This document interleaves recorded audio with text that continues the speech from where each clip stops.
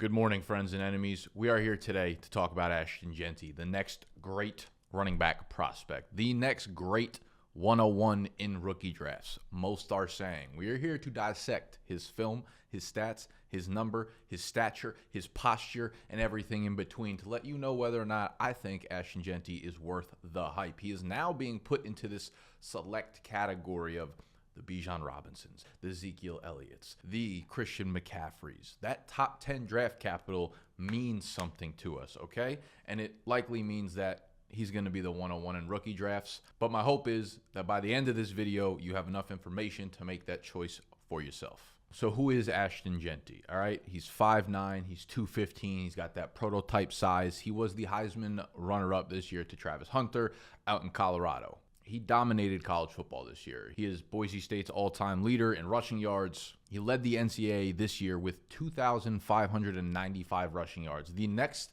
leading guy was down around 1,700. The gap was massive. He led the NCAA with 29 rushing touchdowns. He led the NCAA averaging 5.25 yards after contact per attempt. He led the NCAA with 151 missed tackles forced. He led the NCAA with 63 runs of 10-plus yards and 36 runs of 15-plus yards. There are very few categories that you're going to find this man lacking on, all right? One of them will just kind of tackle the elephant in the room right away is his receiving numbers. They were bad last year. But before you jump on those and before you look at a bunch of Dynasty creators that don't look at anything except the box score, I implore y'all to jump back just one single season to 2023 and look at those receiving numbers. Dude caught 43 passes for 569 yards. 43 passes is an obscene number for a running back in college. And this is probably the craziest stat I found on Jeanty. He averaged 11.7 yards per target in 2023. That is the single highest mark amongst any NCAA running back of the last 4 years.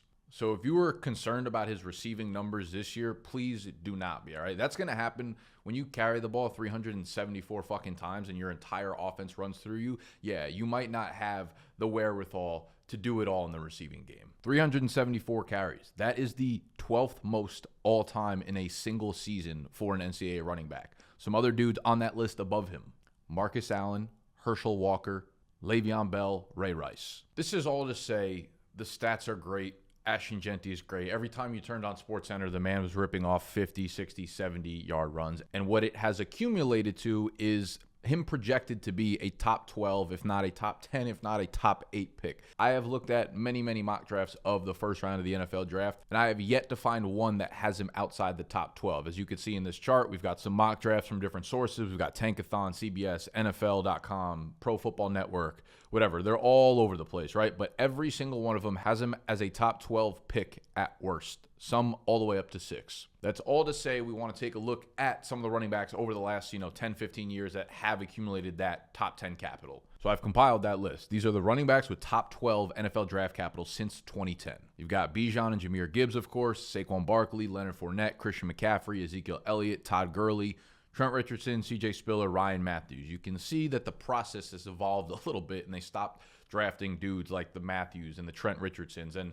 they hit most of the time when they draft these running backs early on. At least the last 7 or 8 have been home runs. While the NFL might not value running backs, while people like to just take a PFF or some sort of analytical tweet from 10 years ago and tell you that running backs don't matter, they matter for fantasy football a lot, and the ones that get drafted very early matter a lot, and there's a very, very high chance that Ashton Jeanty is going to be one of those very, very highly drafted running backs. Now, we're going to jump into the tape in a second. I will say the one and only concern I have with a dude like Ashton Jeanty is the lack of competition coming out of college, because we've seen these types of colleges, the Boise States, very similar to San Diego State, when they have these runs of NFL running backs that come out of their program and they put up obscene numbers, and then they get to the NFL level and they're clearly just not the campus legend that they were just a year ago. So I wanted to remind you of some of the Boise State running backs that have come out over the last 10, 15 years and their best college season. Jay Ajayi, 2,400 yards from scrimmage and 32 touchdowns. That is not much different than what Ashton Jeanty put up this year. Ashton Jeanty was at 2,750 total yards and 30 touchdowns. So J.J., keep that in mind. Same numbers, right? This is all to say, like, I love Ashton Jeanty, but it's not because of the numbers, right? That's what the conclusion to take away here is. Like, if you're just looking at box scores, you're not going to be able to frame this dude in the right way. And that is most of the time with these prospects coming out. It is a lot easier to look at the tape and tell you whether or not we think they're going to succeed at the next level because of their vision, their contact balance, their feet, their decisiveness, things like that. So again, J.J. put up similar numbers to Ashton Jeanty. Alexander Madison was a 1,600-yard, 17-touchdown guy at Boise State. Jeremy McNichols, 2,200 yards and 27 total touchdowns. Doug Martin was kind of a GOAT in fantasy football, 1,618 touchdowns. Ian Johnson, I know y'all remember. Y'all see my hand right here. Some of you might be too young for that, but Ian Johnson, 1,800 yards, 25 touchdowns. All right. Again, it's all to say, like, helmet scouting is super dumb, but we just want to set the tone here. You know, and I mentioned San Diego State. They're another college like that where it's like you play against really, really poor competition for the most part. So if you're an NFL caliber player, you're going to tear them up, right? They had Rashad Penny, 2,425 touchdowns. Donnell Pumphrey, 2,417 touchdowns. Ronnie Hillman, 2,000 from scrimmage and 20 touchdowns. These programs produce these players, all right? But it's like we want to see that, right? We want to see all of this chart being green. We want to see him dominating. And this chart is basically made up of all of the draft-eligible running backs. So we put together a big sheet of stats compiled. We can't make it public because the stats that we compile are from, like, paywall places, PFF and Sports Info Solutions and places like that where we can get advanced analytics on college data. It's all green because this is comped to, this is some conditional formatting type shit. It's comped to all the other running backs in the class. So you just see the yards per carry, yards after contact per attempt, the broken tackles plus missed tackles forced per attempt, 33%, elusiveness rating, 10, you know, like, it's all green again, except for the receiving stuff, which I've hopefully already quelled your concerns a little bit on from last year's number. But, like, this is what we want to see. Obviously, you'd rather see this than the opposite.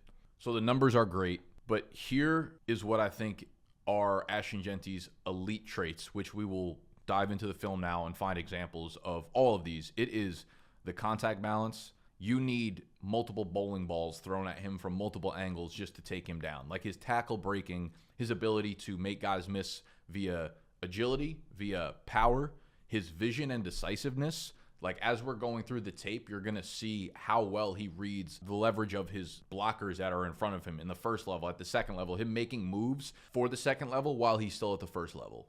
And his footwork, all right? Like, unbelievable. Like, how quickly his brain processes and his feet are able to follow in what his brain is telling him to do. So I know that's a lot of buzzwords that you hear a lot of, but I'm going to show you now what the fuck I'm talking about. So, in the interest of creating an open dialogue, sit silently and watch this film.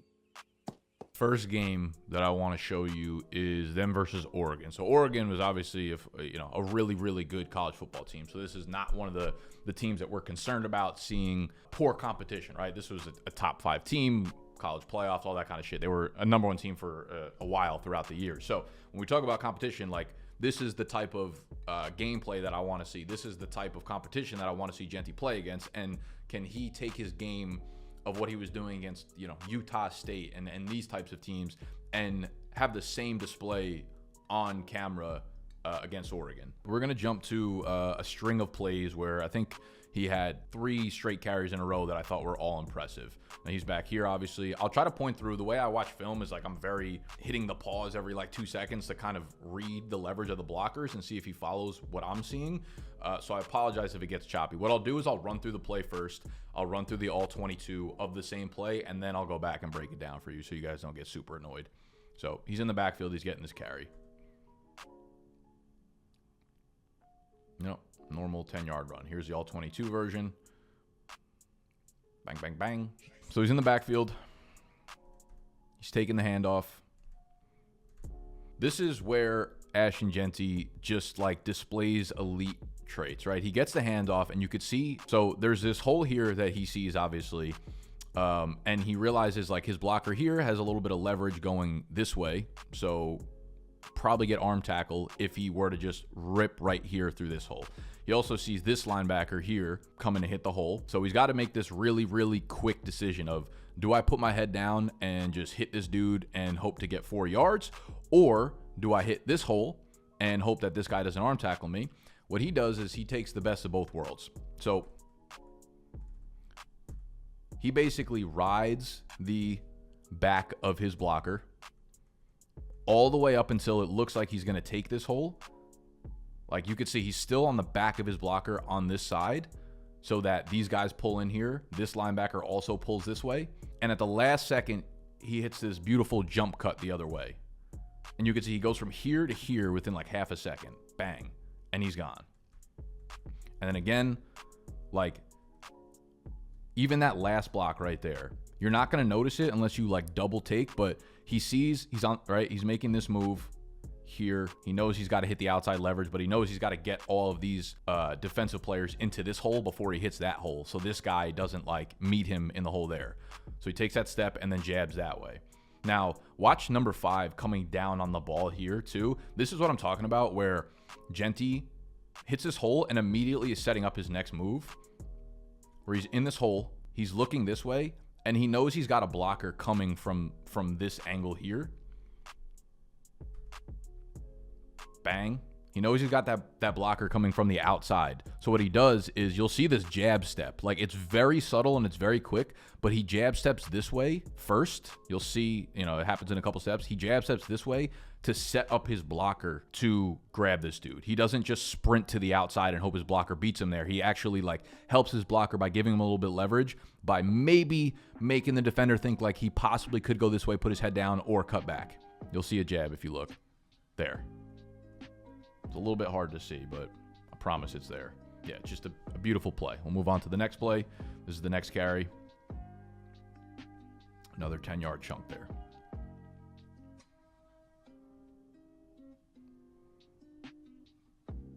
This is another one where it's like his vision and decisiveness. Like, the play could easily go up this hole here, but he sees the linebacker here. Instead, he uses his like elite agility and lateral quickness. He like glides along the line to go from here all the way back here within like a split second. So he's looking at this hole, seeing this defender here, but he also sees his blocker has leverage that way. This blocker is going to have leverage this way. This blocker is going to have leverage this way. So he's going to have a beautiful slide down here. Quick one cut, bang, bang. He sees this blocker has leverage this way. I'm going to cut him outside that way as well. Boom. Like, the lateral quickness. There's a lot of running backs that like might be able to see that hole and not even know what to do when they get like here, right? And also not have the start-stop speed. Like, your feet cannot stop moving, and not stop moving at a very high rate if you're able to pull this move off. Next play, handoff. That's just some pure power. Just wanted to get that in there for you, right? Like, he's agile, he's shifty, he's very decisive. He always reads his blocks really, really, really well. But he can also do this. Again, 215 pounds. He'll lay the boom if he needs to, and he'll run a motherfucker over. This is a play later on in that drive. They're down inside the 5.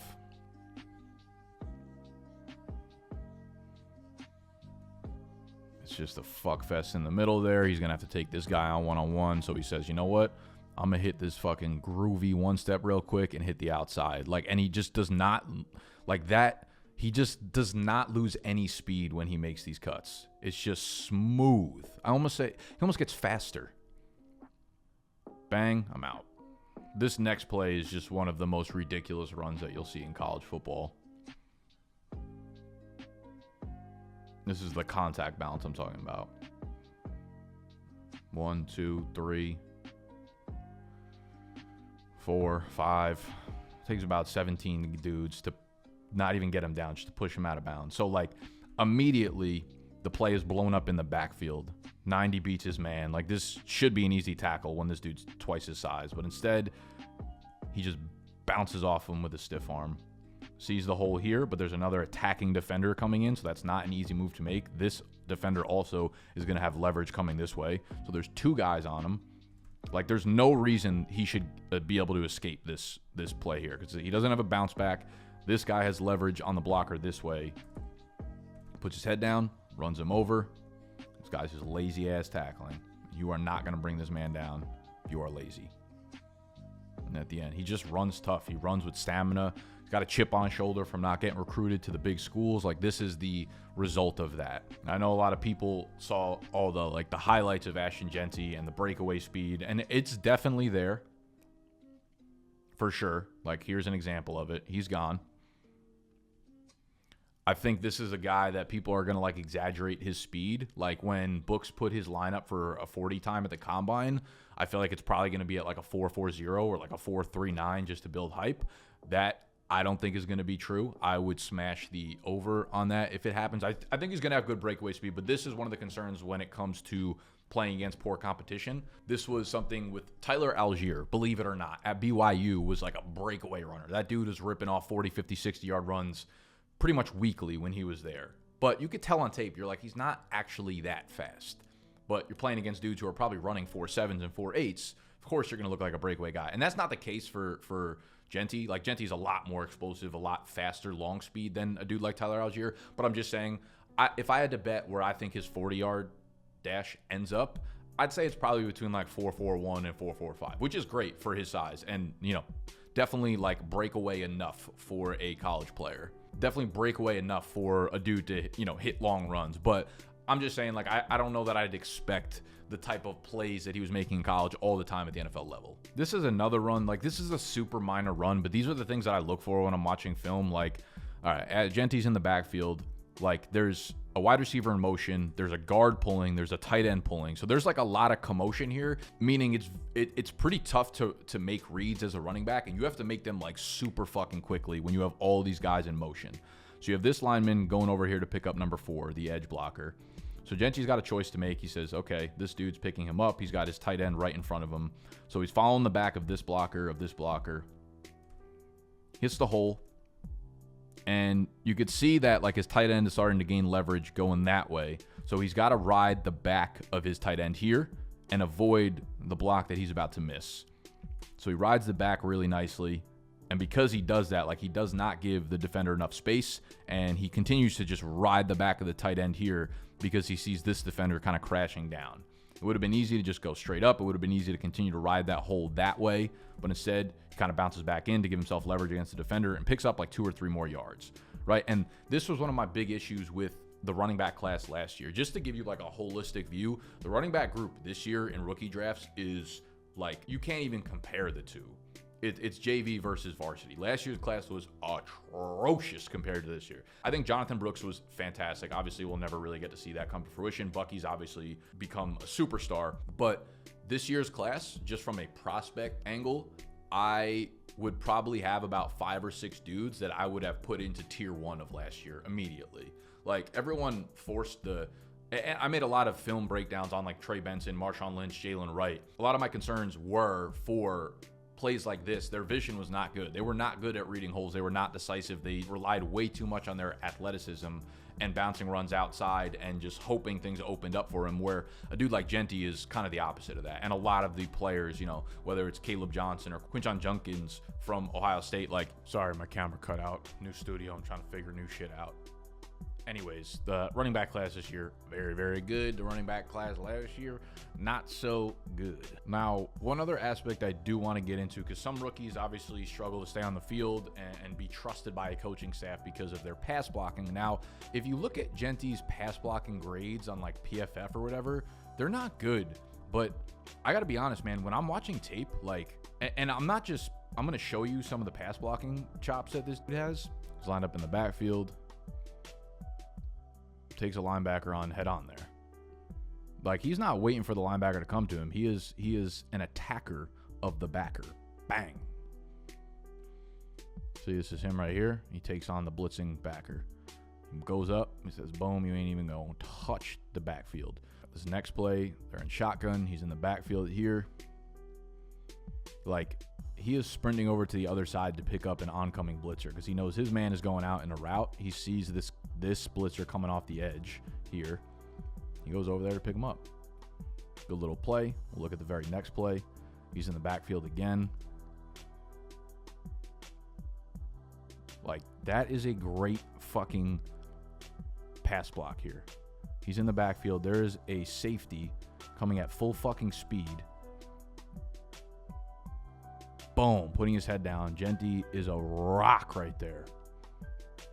Skirt. Didn't even move. Realistically, and obviously I just cherry picked some plays, but it wasn't like there was never a time where I was watching film and I was like, he has bad technique. He's not willing to put his head down and like hit a blocker there. I didn't see him miss many blocks, so I'm not just doing this showing you the good parts of it. I didn't see many bad ones, so I don't know where the fuck the grade of bad pass blocking came from, to be honest with you. He has the size, he has the strength.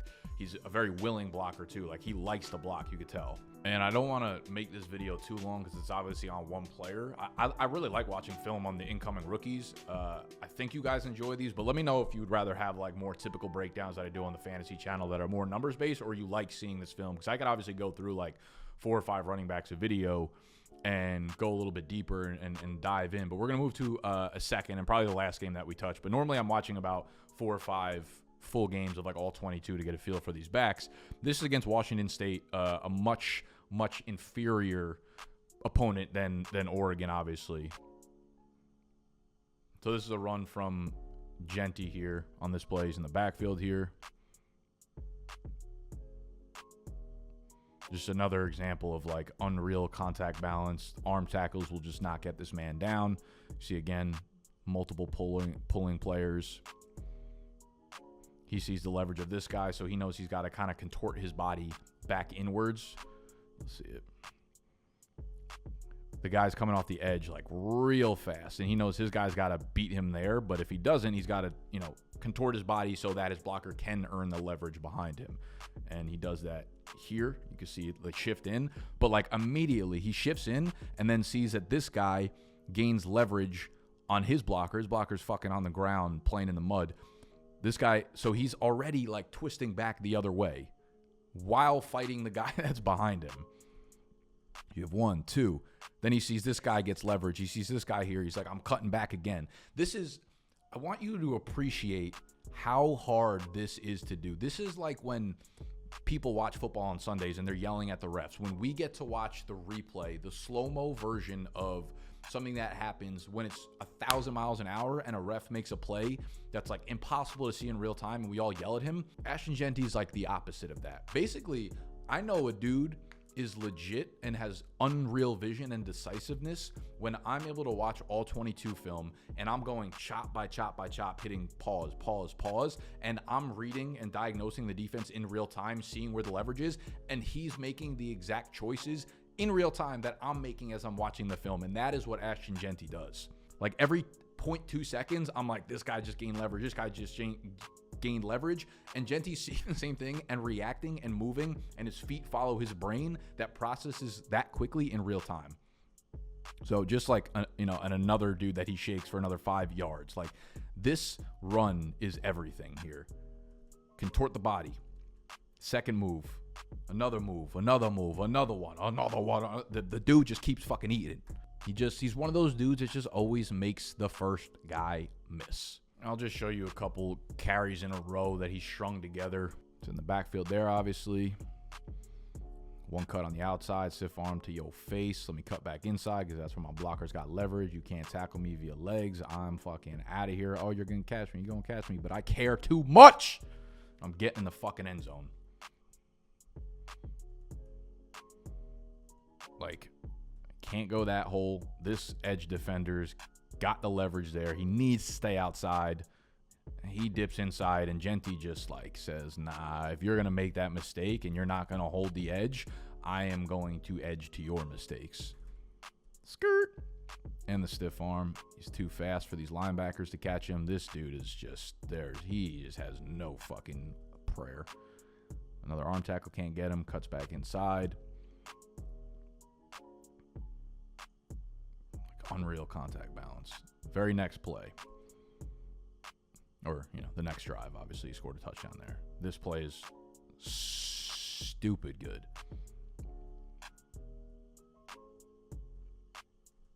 Reads right off the back of this blocker. But he stays really close to him. He obviously sees that his blocker, like, again, he could have put his head down here and gained probably 6 yards, but he sees his blocker has leverage that way. This blocker has leverage that way. Like, he knows that in 0.2 seconds, this hole is going to be massive.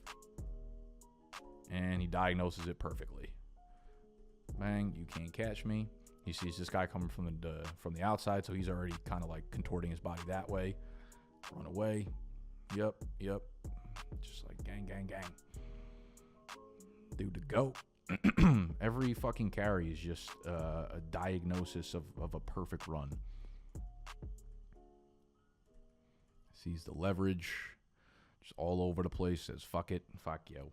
That's it, man. That is film school. That is what I'm looking for. I'm looking for the running back to be able to see the leverage of their blockers in the same frame that I'm seeing it in slow-mo like an asshole at home. But you got to understand that the running backs in the NFL, there's 32 starting running backs in the NFL. Those are the 32 best running backs on planet Earth, in the whole world. So while that might seem like a very high bar for them to be as good as me watching it in slow-mo, there are dudes that can do it. And Ashton Jeanty is at the very top of the list. So the vision, the contact balance, you cannot bring this man down with arm tackles. Full tackles, you're probably not bringing him down either, all right? The explosiveness from 0 to 10 yards, his ability to read the first level, the second level at the same time and maneuver his body to match what his brain is seeing is unparalleled. So the reason that he's getting all this hype is extremely warranted. He's going to get top 10 draft capital. He's going to be the 101 in rookie drafts. We'll have to see where he lands. Obviously, things can, take a turn for the South depending on landing spot. Like we saw some of the landing spots that they had in those mock drafts. Dallas at 12 would be beautiful.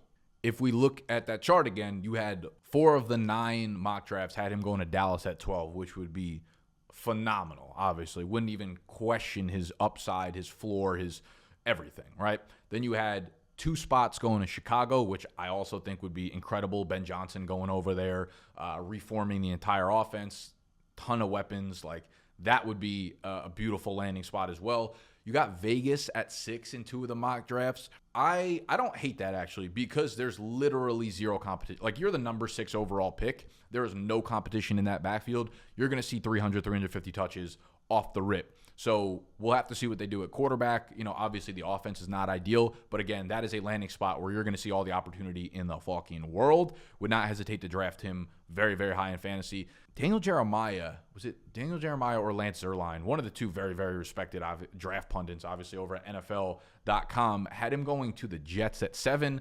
That feels a little bit wild. His reasoning behind it, he put like a little paragraph explaining why.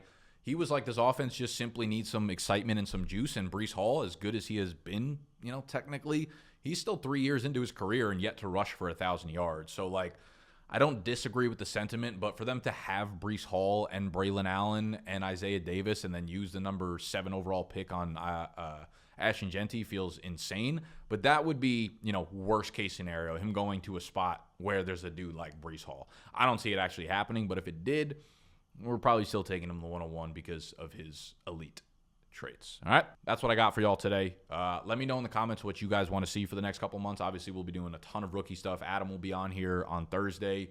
He does more, wholesome dynasty strategy type videos. So those are obviously beautiful. But yeah, let me know. Do you want dynasty stuff? Do you want more rookie stuff? Do you want mock drafts? Do you want, I don't know, anything you want, you name it. Uncle Nicholas is here to provide for you, all right? If you enjoyed, subscribe to the channel if you're new, and I'll see y'all probably next week.